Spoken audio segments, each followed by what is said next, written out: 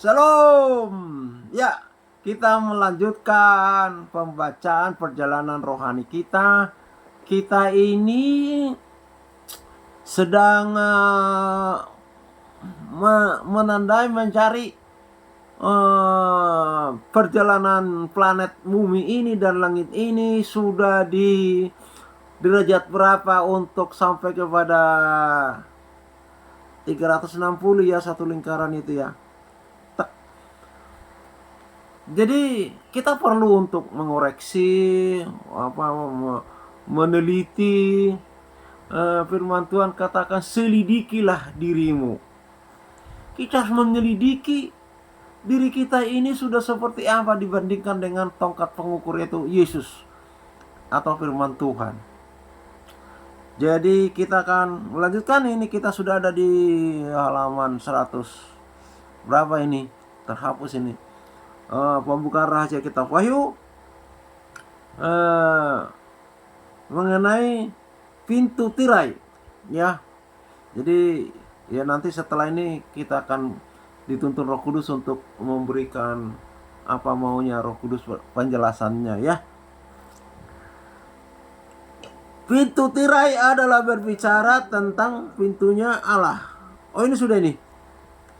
Pekabaran, mengenai pekabaran ya. Pekabaran atau pemberitaan firman. Pekabaran ini adalah pekabaran yang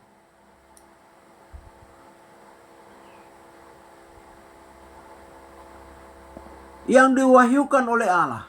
Iya. Jadi inilah. Jadi diwahyukan, diberikan langsung oleh Allah, dituntun oleh Allah sendiri. Jadi antara penulisan Alkitab dan pemberitaan Alkitab, penulisan firman dengan pemberitaan atau pekabaran firman, di sini disebutkan harus diwahyukan oleh Tuhan. Karena ini mengenai keselamatan, mengenai kebenaran. Manusia tidak ada benarnya. Harus Yesus yang memberikan hikmat bagaimana firman itu disampaikan. Jadi ya bahasa mungkin yang bisa saya sampaikan, terowongan. Hati kita itu terawangan kepada Yesus, dan Yesus memberikan pengertian. Ini pemberitaan firman ya, bukan berarti kita ini tidak menerima apa yang ada letterlet atau teksnya ini ya. Tetapi yang Tuhan kehendaki ialah Dia menyimpan mutiara-mutiara yang terpendam, keindahan-keindahan firman, pengertian firman yang ada di dalamnya. Jadi seringkali tidak terungkap. Saya sudah pernah menyontohkan dan mengatakan lagi, seperti Samuel di si Saul itu, di Endor itu ya, dukunnya Samuel ya. Jadi pegawainya Samuel berkata begini, bahwa Saul telah dirasuk oleh roh jahat dari Tuhan. Saya juga bingung. Katanya Tuhan di dalam dirinya tidak ada yang jahat. Roh jahat itu adalah lawan dari roh kebenaran. Lawan daripada Yesus itu adalah setan, roh jahat. Loh, kok katanya ada roh jahat dari Tuhan? Ini sudah menjadi debat ini sama teman Muslim. Saya mendapatkan hikmat ini karena didebatkan oleh teman Muslim. Kok bisa ada roh jahat datangnya dari Tuhan orang Kristen? Jangan-jangan Tuhannya orang Kristen juga adalah roh jahat, atau sumber dari roh jahat, atau pemilik roh jahat. Wah. Jadi tidak ada yang mengungkapkan ini, bahwa yang mengatakan ini adalah pegawai Saul, disadur kembali, disampaikan kembali untuk dituliskan, untuk mengerti bagaimanakah kalau rajanya itu sudah dirasuk roh jahat, maka pegawainya liga atau terpengaruh. Atau sebaliknya, pegawainya main roh jahat, rajanya kena sihir, kena guna-guna terpengaruh, jatuh juga kepada roh jahat. Seperti raja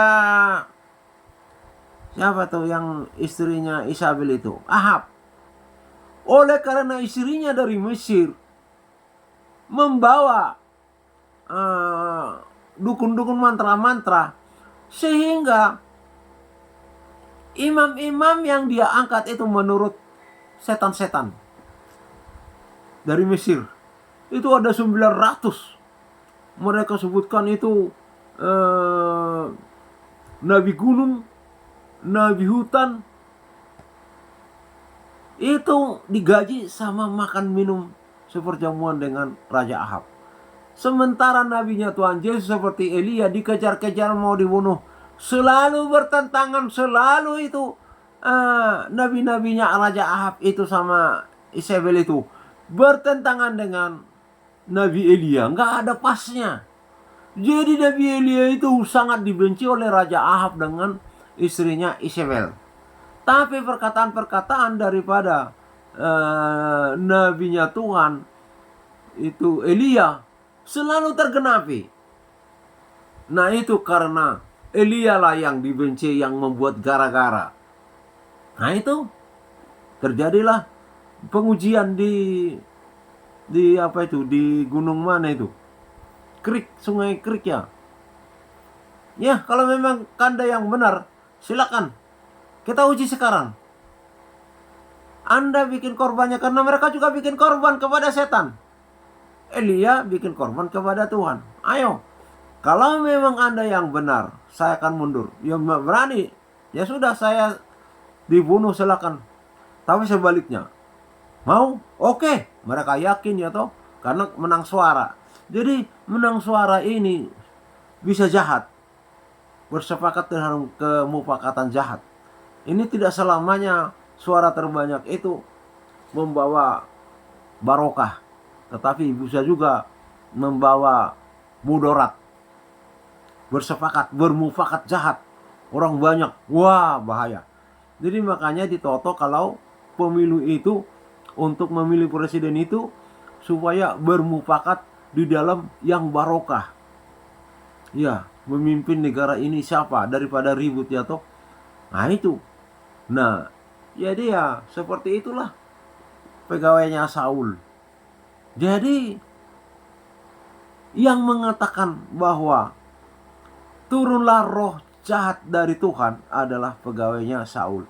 Di mana Saul sudah diganggu oleh roh jahat itu karena sudah ditinggal oleh Roh Kudus. Karena Saul mengerjakan persembahan yang adalah tugasnya Samuel menyerobot. Padahal dia raja, hanya memimpin peperangan dan sebagainya. Tetapi dia membakar korban yang menjadi tugasnya Samuel. Oh, murka Tuhan. Dicabut itu Roh Kudus, masuklah roh jahat kepadanya. Nah ini oleh pegawai Saul disebutkan roh jahat dari Tuhan. Jadi Tuhan yang dimaksud oleh pegawainya Saul ini adalah Tuhannya, karena penyembah setan pun mengatakan iblis itu adalah Tuhan. Bukan Tuhannya orang Israel, Bapak Yahweh, pemilik roh jahat. Nah, ketika Saul meminta untuk bertemu dengan Samuel, ya ini pegawainya langsung pinter, langsung punya pengetahuan di mana bisa menemukan itu. Di Endor, penenun. Maka Saul meminta untuk dibawa ke sana. Menyamarlah si Saul, Raja Saul. Ketakutanlah itu perempuan penyihir itu. Berjanjilah tidak akan membunuh dia. Karena raja. Akhirnya ditenunlah, muncullah Samuel dari bawah bumi. Ini dari bawah bumi. Orang Kristen itu masih belum mengerti kalau itu dari jurang maut. Jurang maut itu adalah tempatnya setan-setan, raja maut, kerajaan maut di situ. Di sanalah jiwa-jiwa yang tidak percaya Yesus itu atau dihukum itu dipenjarakan.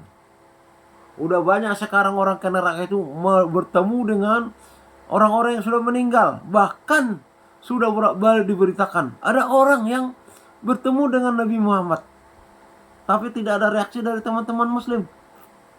Dan bahkan berpesan kepada umatnya. Karena memang teman-teman Muslim dan juga di Al-Quran menyebutkan bahwa Muhammad tidak tahu entah kemana dia mau pergi. Dan jelas. Ya, kalau dia terang, seperti Yesus katakan, akulah terang hidup manusia. Siapa yang tidak berjalan dengan aku berjalan dalam kegelapan. Kalau kita terang mesti kita tahu. Misalnya seperti saya sekarang ini. Mana surga apa neraka? Loh, saya jelas berkata ke surga. Bahkan saya sudah ngomong sama Tuhan untuk segera saya berangkat ke surga aja. Kalau saya sakit-sakitan, kalau saya menderita, firman-Mu berkata kerajaanmu di bumi seperti di surga. Nah itu saya komplain sama Tuhan. Boleh komplain. Bapak kita kok. Boleh komplain. Tuhan, kalau aku sakit-sakitan, lebih baik aku pergi ke surgaku aja lah. Supaya aku menyatu dengan Tuhan Yesus di surga sana. Memuji-muji Tuhan hari-hari. Menyenangkan hati Tuhan. Kami diberi sukacita damai sejahtera. Wah, itu lebih indah. Saya sudah berkata di bumi ini, ya, makan itu kenyang hanya 2 jam. Habis itu makan lagi. Makanya nyari lagi. Makan lagi, nyari lagi, makan lagi, masak lagi, nyuci piring lagi, waduh, nggak habis-habisnya, terus muter sampai tua, sampai meninggal. Ada orang nggak makan 1 tahun, nggak bisa, harus makan lah. Di surga itu nggak seperti itu. Makan atau tidak makan tidak mempengaruhi hidup, tetap hidup. Jadi makan itu hanya menikmati indahnya kasih dari Tuhan berupa rasa dari makanan itu. Jadi Konam Thomas sama teman-teman yang dari mana itu, yang 10 pendua syafaat dari Meksiko apa ya, saya sudah lupa itu, Meksiko apa dari mana itu. Mereka mau pendua syafaat, setelah itu mereka mau pergi berpiknik. Dia dibawa piknik ke neraka dan dibawa piknik ke surga. Jadi mereka itu di surga itu heboh sekali melihat buah-buahan dan makanan-makanan yang enak-enak di sana. Awalnya itu hawa nafsu dunia masih ada.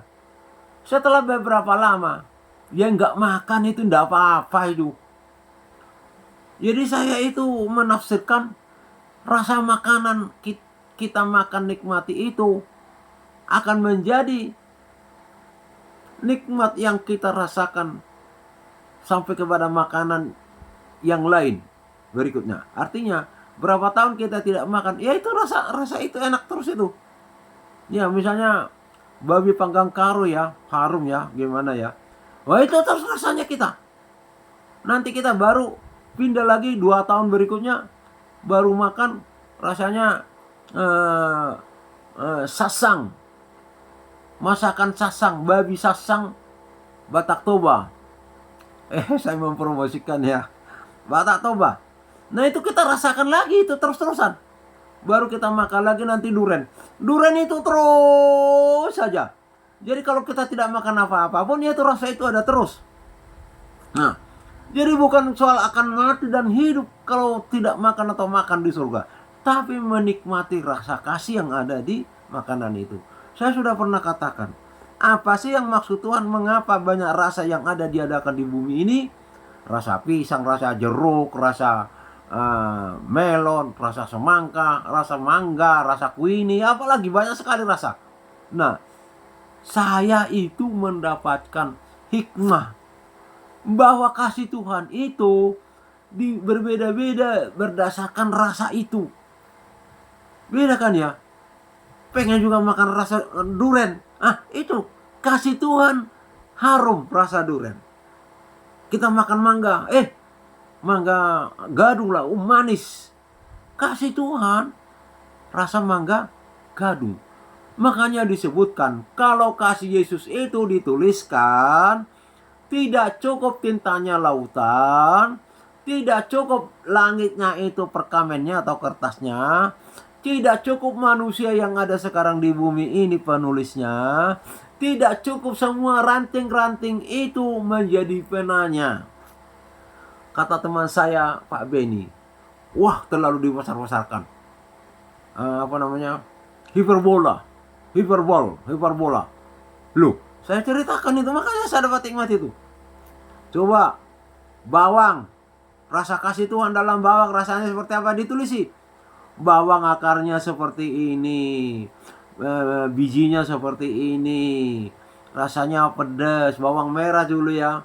Terus kulitnya seperti ini, daunnya seperti ini, umurnya berapa lama. Wah, habislah sudah. Bawang aja mungkin berapa lembar. Belum lagi macam, aduh sudahlah. Ya lebih baik tidak cukup untuk menulis itu, udah gitu aja lah. Daripada repot. Lautan tidak cukup untuk menuliskan kasih Tuhan. Seperti itu semua. Rasa pedas, rasa garam, rasa asam, kasih Tuhan itu sangat luar biasa. Dipadu lagi, wah, masakan enak babi saksangnya toh. Jadi sebenarnya bukan hanya Bapak BPK. Jadi Batak Toba juga saksangnya enak loh. Jadi itulah kasih Tuhan. Nah, jadi kita sekarang pekabaran. Saya doa terus, Tuhan di gereja kami biarlah hamba-Mu pembawa firman-Mu itu memberitakan firman yang rema, bukan yang logos. Aduh, saya sering kali Tuhan tidak saya temukan sukacita damai sejahtera. Mana penggalian firman-Mu mengenai makna yang tersembunyi di dalamnya ini? Ini mendasarkan di sini pekabaran itu harus juga berdasarkan wahyu. Tuhan katakan ya, kalau hujan awal itu adalah penulisan ya, pemberitaan firman. Jadi penulisan pemberitaan firman itu sama dengan mereka yang menerima wahyu itu untuk dituliskan. Demikian juga pengajaran harus berdasarkan wahyu pengajaran itu. Nah, kalau hujan akhir, Rasul hujan akhir Tuhan Yesus adalah mempertahankan kebenaran firman. Yesus itu adalah Tuhan, bukan Nabi. Nah, itu harus dipertahankan. Kalau dulu mereka dianiaya karena pemberitaan firman. Sekarang mempertahankan kebenaran firman, bukan membela. Kita ini yang dibela, kita ini hanya dituntut. Benarkah kita ini percaya? Benar. Ya, kita harus pertahankan iman kita. Nah, itu penilaian dari Bapa di surga. Hujan Yohanes Pembaptis ngomong bahwa Yesus itu telah memegang tampi. Jadi dia akan membersihkan pokok anggur itu dan dia akan menampi buahnya seperti gandum ditampi, yang kotor-kotor dibuang, yang diambil adalah yang baik. Nah, ini ditampi, inilah kita ini mempertahankan iman itu. Wah, ya mohon maaf. Di dalam Wahyu 14 ayat 13 berkata, berbahagialah mereka yang mati sekarang ini di dalam Tuhan, karena mereka akan beristirahat dari segala jerih lelah mereka. Ini. Jadi kita jerih lelah itu di bumi gak pernah itu, ya tetap ada lah bagi semua orang jerah lelah itu. Wah, kena nyamuk, wah, kena penyakit, wah, kena ini, kena itu. Waduh, jerih lelah payah kita, derita kita di bumi ini berlangsung terus. Nah, beda kalau di surga. Jadi mereka yang meninggal pada saat ini berbahagia karena mereka akan beristirahat dari segala jerih mereka. Jadi seperti kita istirahat tidur itu ya, nyenyak ya, apalagi capek ya. Tapi bukan berarti kita tidur. Jadi yang dimaksudkan itu indahnya di surga ini untuk mati sekarang oleh orang yang percaya di dalam Tuhan. Seperti beristirahat. Legolah ya, kalau sudah di surga itu lego. Nah, kenapa? Karena akan ada penampian ke depan ini. Jadi kepada generasi terakhir ini, sekarang ini akan diuji, ditampi. Benarkah kamu percaya kepada Yesus bahwa dia adalah Tuhan? Benar. Itu iblis setan datang untuk menggoda. Dan dikatakan di dalam Matius itu tidak tanggung-tanggung. Yang sudah ditentukan Kristen itu akan disiksa di gereja, disiksa di masjid, disiksa di pura, disiksa di tempat-tempat ibadah. Bahkan hanya tidak disiksa saja, dibunuh. Lah Tuhan katakan kalau gurunya dilakukan seperti itu, cukuplah bagi muridnya apabila sampai seperti Yesus dianiaya dan disalibkan.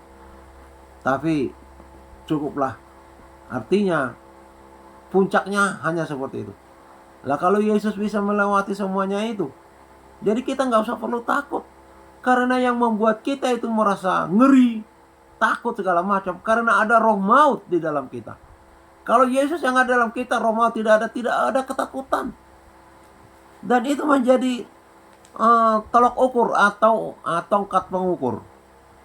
Sekarang ini kalau kita banyak takutnya, banyak aduh saya ini dihinggapi roh takut cemas, dimana harga-harga naik, karena saya juga menghidupi anak-anak dan keluarga saya sendiri, diri saya sendiri ya.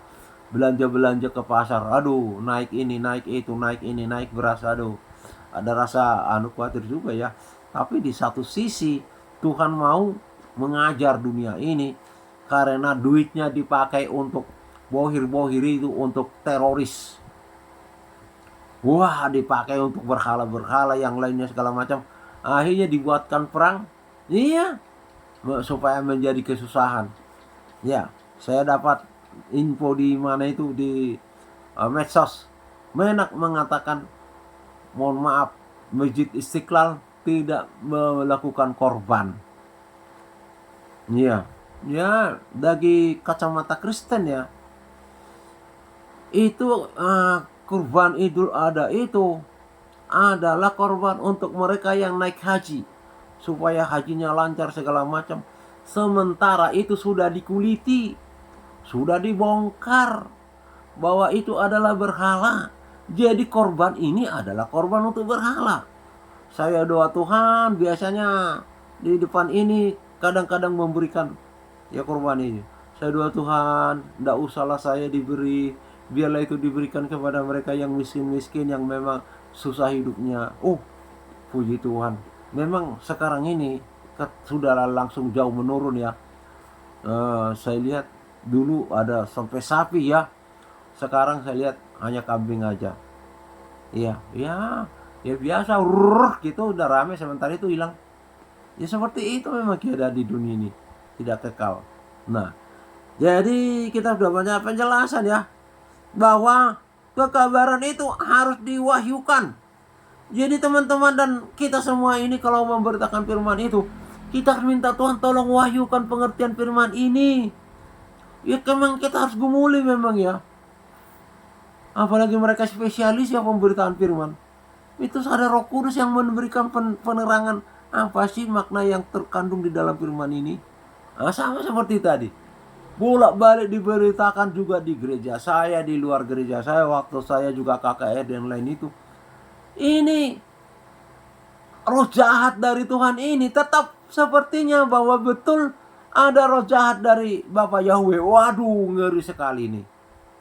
Di dalam diri Allah ada pertentangan kalau begitu. Ada kebenaran, ada ketidakbenaran. Ada roh baik, ada roh jahat. Waduh.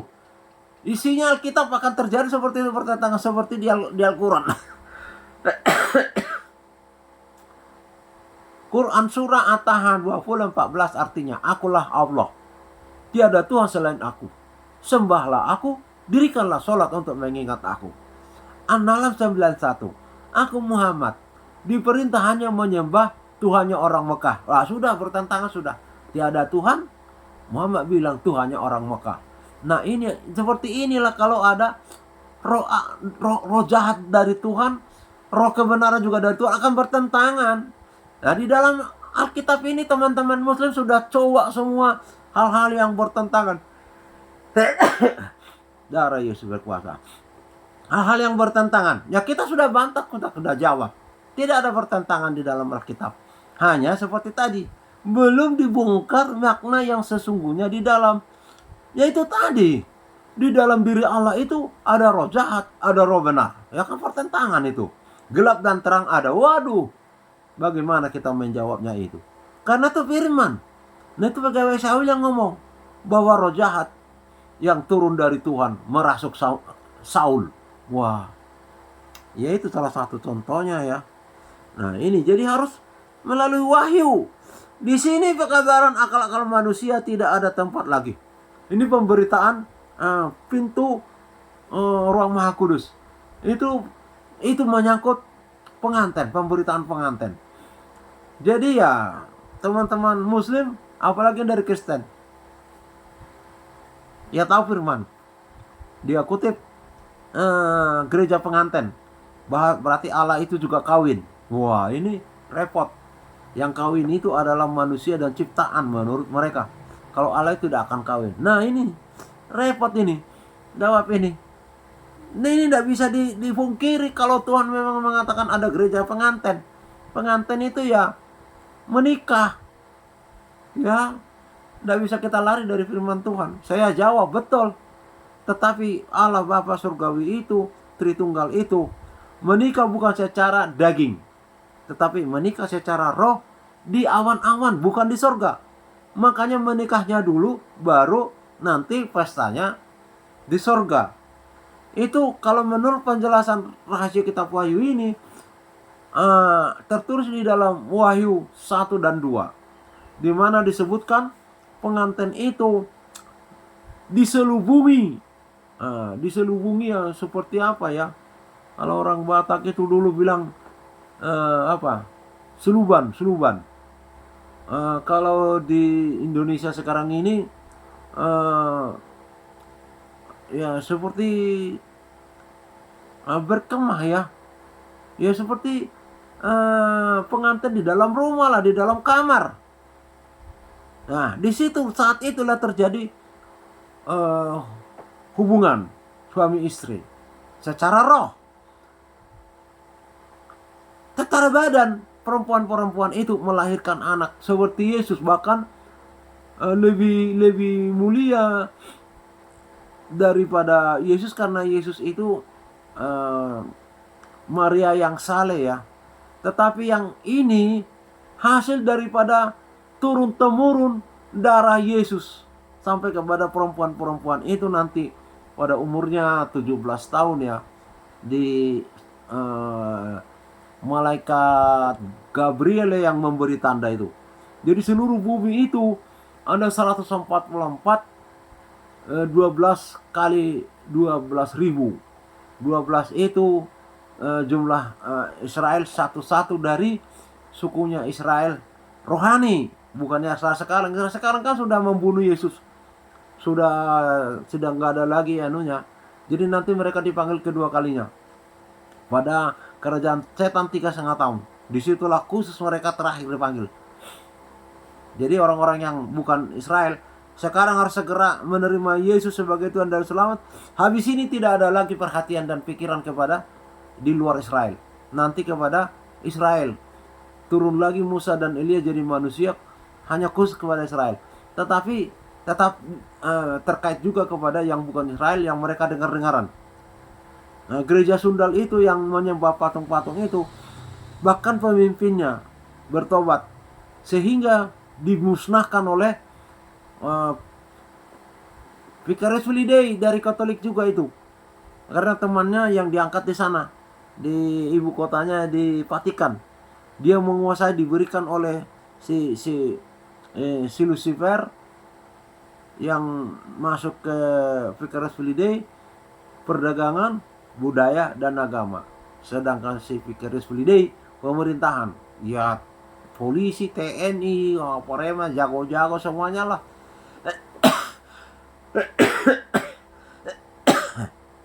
Nah ini harus pekabaran ya. Tidak ada lagi akal-akalan manusia, tidak ada lagi pemberitaan yang logos kepada pemberitaan pengantin.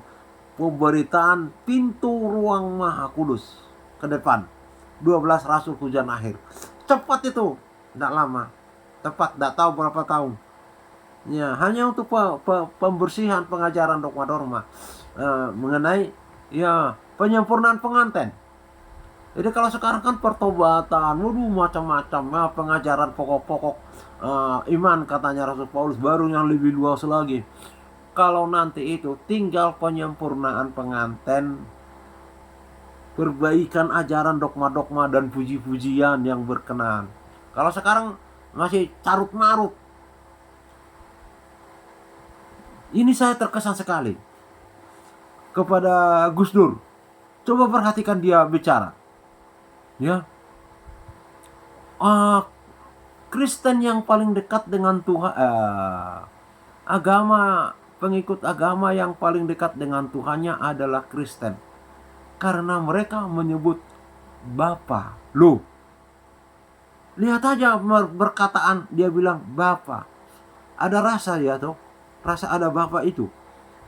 Nah, yang kedua adalah Hindu, karena menyebut Tuhannya itu Om. Allahnya itu Om. Kalau Kristen Allahnya itu Bapa. Muslim menyebut Allahnya itu siapa? Udah dipanggil moro-moro dijawab. Udah dipanggil pakai toa. Udah dipanggil pakai toa, sudah melengking seluruh alam. Tetapi nggak pernah ketemu, nggak pernah datang. Maksudnya begitu. Nah, yang mau saya garis bawahi, dia berkata Kristen memanggil Allahnya itu adalah Bapa. Nah, sekarang apakah Kristen mempraktekkan firman itu? Makanya saya bilang tadi, puji-pujian yang tidak memuliakan Tuhan banyak. Salah satu pujian itu, Engkau besar, perbuatanmu ajaib, tiada seperti Engkau. Tiada seperti Engkau, sebab Engkau besar. Siapa engkaunya di situ? Makanya tak bilangin, ini pribadi. Bisa Gus Dur yang duluan masuk ke surga daripada Kristen yang alergi menyebut Bapa, alergi menyebut Yesus. Siapa alamatnya di situ, sebab Engkau besar. Agama lain juga mengatakan Allahu Akbar. Mungkin juga Hindu Buddha mengatakan apalagi Allahnya itu besar. Ateis juga mengatakan sesembahannya setan itu juga besar. Sama semua berarti. Kenapa tidak? Sebab Yesus besar, perbuatanmu ajaib, tiada seperti Yesus. Tiada seperti Yesus, sebab Yesus besar, perbuatanmu ajaib, tiada seperti Yesus. Tiada seperti Yesus. Kalau enggak, sebab Bapa besar, perbuatanmu ajaib, tiada seperti Bapa. Saya mengatakan begini, mengapa engkau saya ganti Bapa? Supaya saya memiliki rasa bahwa saya ini anak dan dia itu Bapa, supaya ada rasa kedekatan, ada rasa intim, ada rasa kepemilikan, ada rasa seperti apalah seperti Bapa di bumi ini, anak dengan bapaknya. Jadi ini cara-cara iblis menjauhkan kita dari kasih Allah Bapa. Perhatikan, sebab Kristen menyebut Allah itu Bapa. Bukan, ya saya bilang ada sampai kepada rasa bagaimana Bapa mengasihi anak itu loh. Ya, jadi sampai di sini ini makanya jadi apa? Ya sangat sedikit sekali kita bisa membaca ayatnya ya. Jadi sampai pekabaran harus diwahyukan ya. Bukan diajar dengan pelajaran manusia. Segala sesuatu diajar oleh Roh. Bukan diajar dengan pelajaran manusia sambil membandingkan barang rohani dengan rohani. Perhatikan 1 Korintus 2, 10, 16. Kita selesaikan dulu satu paragraf ini ya. Ini disebutkan, perhatikan Korintus 2 ayat 10, 16. Korintus 2. Ini 1 Korintus ya. Ada 1, ada 2. Iya, 1 Korintus. 1 Korintus 2 ayat 10. Ini pengajaran firman Tuhan yang akan datang. Di masa 12 Rasul Hujan akhir. Karena kepada kita Allah telah menyatakannya oleh Roh. Iya. Maaf, kalau kita memberitakan firman bukan dinyatakan oleh Roh, berarti kita ini mau-maunya sendiri, keinginannya sendiri. Akan kubuat seperti ini supaya nanti jemaat itu tidak ngantuk. Saya bikin puisi, saya masukkan dongeng-dongeng. Itu namanya kubuat, bukan dibuat oleh Roh. Pernyataan oleh Roh. Sebab roh menyelidiki segala sesuatu. Tidak bisa. Kepada jemaat bisa saja hamba-hamba Tuhan itu merasa sudah, wah, firman yang disampaikan sudah sangat, kata-katanya sudah mantap lah. Apalagi ada ditambahi pantun-pantun. Aduh, kalau pantunnya itu, puisinya itu mengatakan firman Tuhan masih enak. Ini enggak ada kaitannya. Ada sebagian, ada tidak. Ya, ubur-ubur ikan lele. Firman Tuhan disampaikan. Jangan ngantuk le. Gimana? Boleh ya, seperti itu. Ya masih enak. Ubur-ubur ikan lele. Umurmu sudah berapa tahun? Apakah engkau mau menjauhkan diri dari Tuhan le? Ya, gimana ya? Masih nyerempet-nyerempet ada firman Tuhan, masih enak ya. Nah, kalau nggak ada sama sekali, aduh, rasanya hambar itu firman. Apalagi dikatakan, berikan kami kesanggupan untuk melakukan firman-Mu. Lah ya, firman-Nya ubur-ubur ikan lele. Saya tanya teman, di mana itu tertulis di Alkitab? Ada tertulis di TikTok katanya. Jadi dieksploitasi dari TikTok kepada pemberitaan firman. Bukannya firman yang disampaikan di TikTok. Nah ini menyelusup. Iya, banyak pengajaran-pengajaran dari YouTube itu yang sesat menyelusup kepada, oh sudahlah, kalau nggak waspada ditelan habis. Hati-hati zaman sekarang, penyesat di mana-mana. Siapa keran ini ya? Sewa roh menyelidiki segala sesuatu. Jadi roh itu tahu apa yang disampaikan oleh hamba Tuhan itu. Dari keinginan sendiri atau keinginan roh, penyataan roh. Ini nggak bisa dibedakan oleh mereka atau bagaimana? Waduh, sudah nggak tahu lagi lah. Yo. Jadi kalau saya itu ya, duluan kita ini diterangi hati Tuhan, diberikan hikmat dan nikmat akan firman Tuhan yang indah itu. Supaya kita itu menyampaikannya setelah kita mengalami terlebih dahulu penyataan roh ini. Ada waktu-waktu kita untuk mendengarkan pernyataan roh ini terhadap firman yang disampaikan.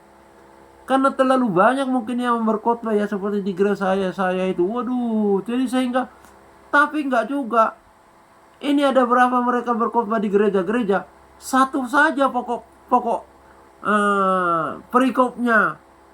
Karena kan berbeda audien. Nah, sebenarnya tidak ada alasan berarti. Digumuli satu perikop. Disampaikan di sini, sampaikan di sana.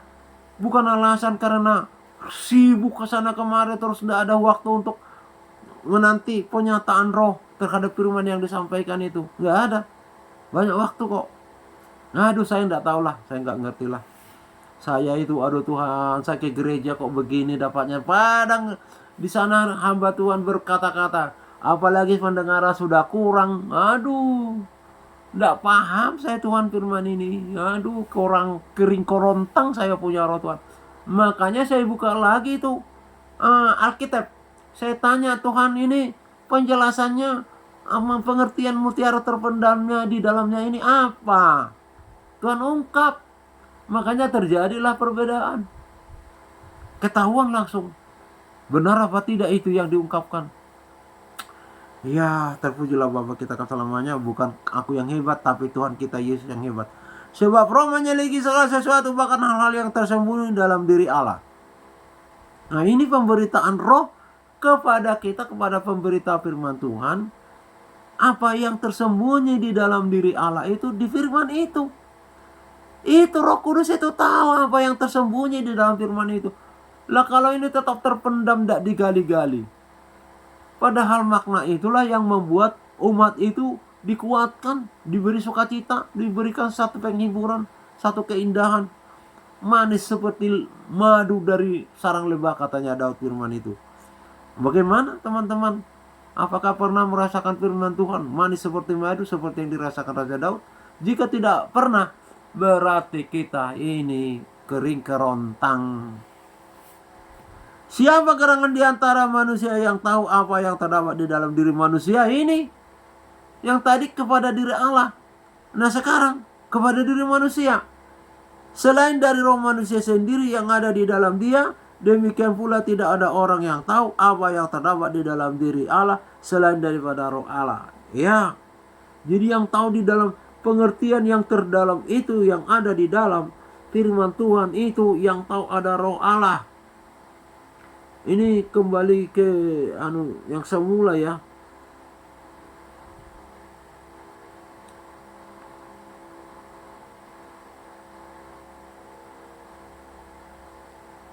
Sampai 16.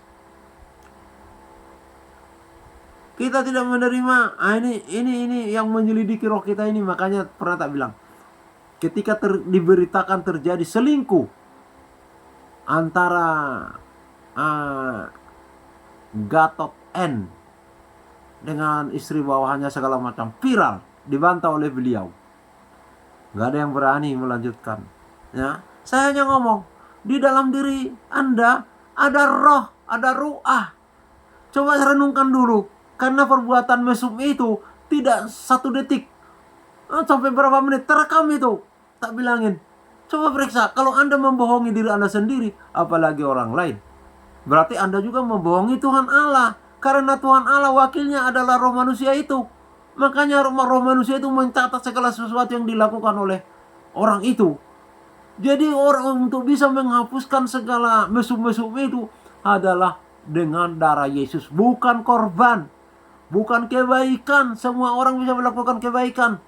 Ini perkara roh, bukan perkara daging. Kalau memberikan makan atau puasa lah ya, mohon maaf teman-teman muslimah, tidak bisa mengubah yang roh. Hanya mengganti makan siang menjadi malam dan sebagainya, mengatur waktu jadwal makan.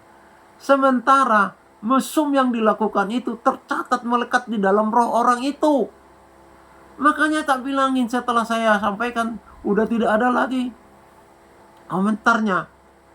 Manusia boleh dibohongi seluruh dunia, tetapi rohnya nggak bisa. Dan Tuhan yang menjadikan roh itu di dalam diri orang itu tidak bisa dibohongi. Jadi penjahat-penjahat itu gampang. Ayo berenung. Sekarang bayangkan dulu apa yang kamu lakukan. Di rohmu ada tercatat. Kamu membohongi dirimu sendiri, berarti siapapun yang bisa kamu bohongi.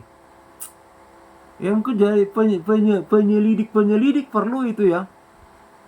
Rohmu ada kok, pasti dicatat itu dalam rohmu. Kalau bisa itu diungkap dengan cara-cara, ditambahkanlah itulah ya, bahan untuk penyelidik ya. Itu nggak bisa dibohongi. Dia mencuri, kamu dapat kok, ngerti kok dari mana masukmu segala macam itu. Apalagi ada CCTV. Ayo kamu cerita, di rohmu ada itu, nggak mungkin kamu lupa itu, dicatat di dalam rohnya. Makanya nanti kalau mati itu yang diungkap. Roh itu sendiri yang berbicara apa yang dilakukan selama dia hidup. Nggak bisa lagi dibantah. Terpujilah kita selamanya. Haleluya, haleluya. Amin.